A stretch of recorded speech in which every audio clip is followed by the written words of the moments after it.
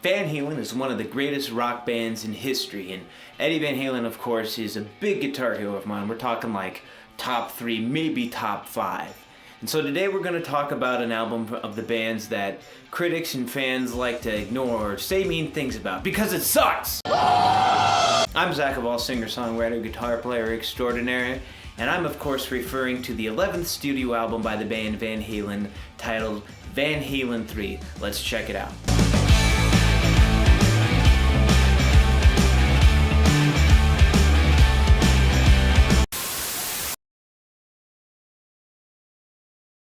By 1996, Van Halen had gone through 2 lead singers and released a slew of multi-platinum and diamond-selling albums, making them one of the most commercially successful bands around. 4 of these platinum-selling albums were with the Red Rocker himself, Sammy Hagar. Not to mention the legacy and impact they made on music, specifically the rock and metal genres. Of course, by this time, Eddie had also established himself as a modern guitar virtuoso and innovator. After the release of 1995's Balance, Sammy Hagar left the band, citing the common to this situation but still vague response of creative differences. Now, what this means in the context of a rock band is that they were fighting. By 1996, the band had some new material ready and had recruited Gary Cherone of the Boston-based group Extreme as their new singer.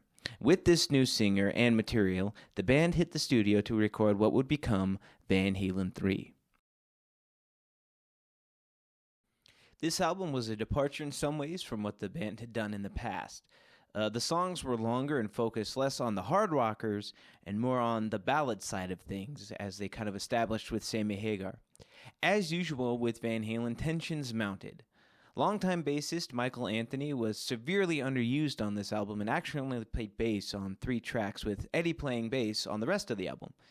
In a 2009 interview with Rolling Stone, Anthony said, "I don't know if Eddie was basically making a solo record, which is what Van Halen III seemed like to me."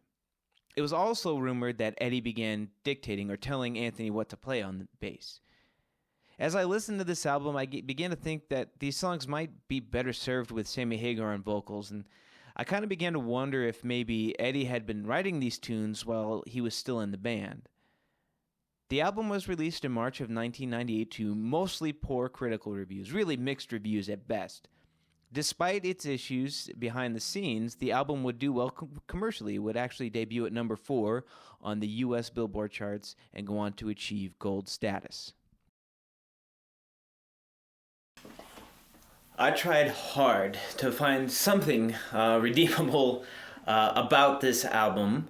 But there's not a whole lot of help I can bring. I mean, it's not a bad album. It commits the sin of being mediocre, which is in some ways worse than being a bad album, right? Because with an album that's absolute trash, or even an album that's great, even if it's, by an artist that you like or don't have a strong affinity for, you kind of know how to feel with those two kind of good, bad, kind of, you know how to feel about it. And I'm a huge Van Halen fan, and this album left me stumped. I mean, like I said before, I couldn't help but feel that maybe these songs would have been better served with Sammy Hagar on the lead vocals. But minor complaints aside, I do have a few tracks I want to talk about. The first one being actually the first song on the album, which is the instrumental song New World. Now, when I say Van Halen instrumental, this is not what you think. You think Eruption and things like that. It's actually a very quiet, piano ballad type of situation going here. And Eddie's piano playing is wonderful. He's a very accomplished keys player. I don't think he gets a lot of credit for that. Most people talk about, well, obviously they talk about the guitar, but very accomplished pianist as well. And there's some nice acoustic guitar work as well. I mean, there is kind of that, Eddie Van Halen, he kind of has his own scale. It doesn't stick to, minor pentatonics and things like that we associate, so there is that chromaticism to the guitar playing as well. But it feels also very kind of like, if this makes sense, it kind of feels like almost like a Led Zeppelin acoustic piece. There's that kind of vibe going to it. So it's, started off promising. And then, of course, the song Without You is the only track on this album, in my opinion, that has anything resembling a hook. And so with that in mind, I can see why it was a successful single.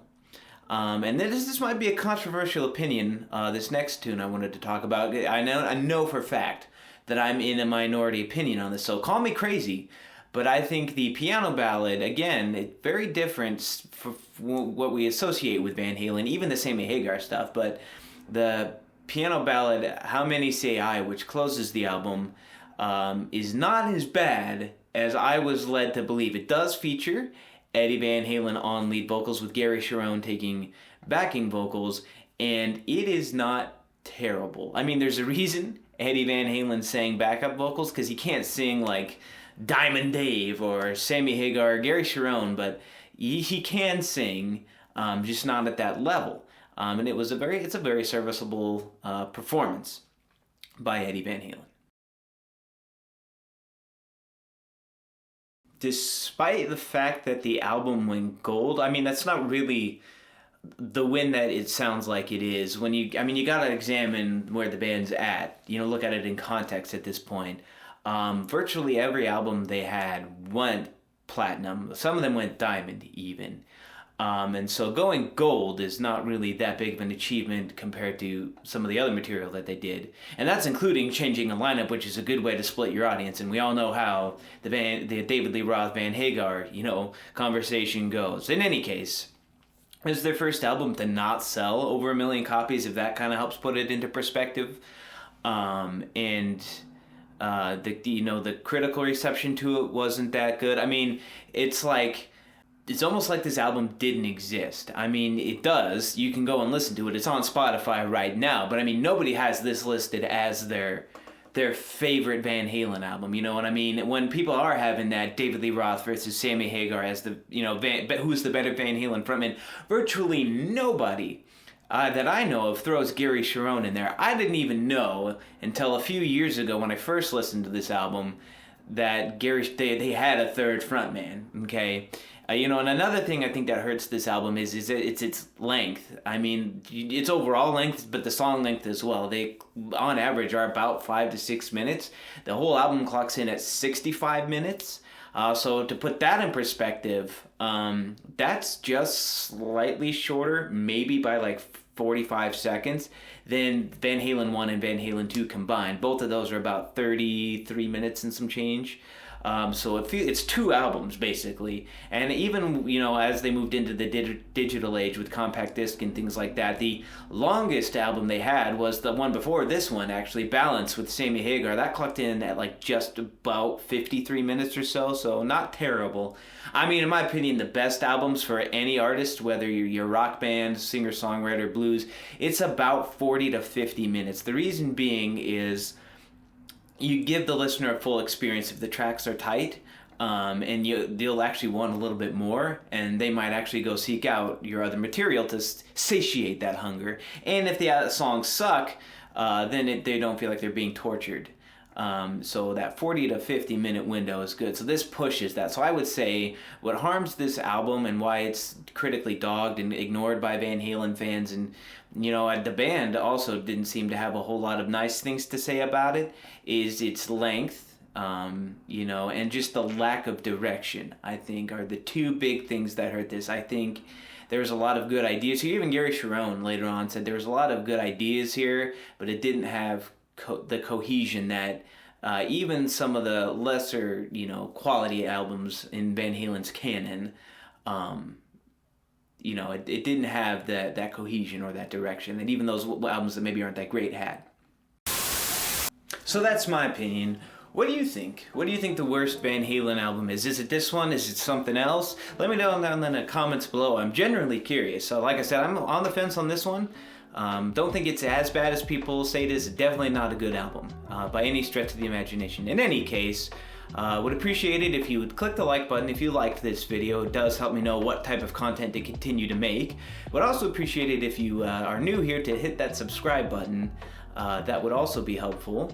Also, while you're down there messing around, why don't you take a look in that description box for some links to social media, Facebook, Instagram, TikTok, all that fun stuff, and consider giving me a follow, see what I'm up to. Also down there in the description box, if you would maybe take a listen to some of my albums. I've got a number of records out there covering everything from blues and rock and stuff to more singer-songwriter stuff. Maybe you'll check that out and find something that you like. Links are there as well. Also, while you're here, I want to remind you that I am live streaming every Tuesday night at 6 p.m. Pacific for the live music event of the Season Musical Hangout. That's again Tuesdays at 6 p.m. It's a great chance to interact with me live. You get to hear me, in the heat of battle, try to summon the ghost of Eddie Van Halen, and that, doggone it, is worth the price that you pay for it, which is absolutely $0. It costs you nothing to like videos. It costs you nothing to hit subscribe. So thank you to those of you that do that. It really does mean the most. Okay, that's it for me, Zach Hval, singer, songwriter, guitar player extraordinaire, signing off, reminding you that a bartender is just a pharmacist with a limited inventory. Bread is bread, cheese is cheese, praise God.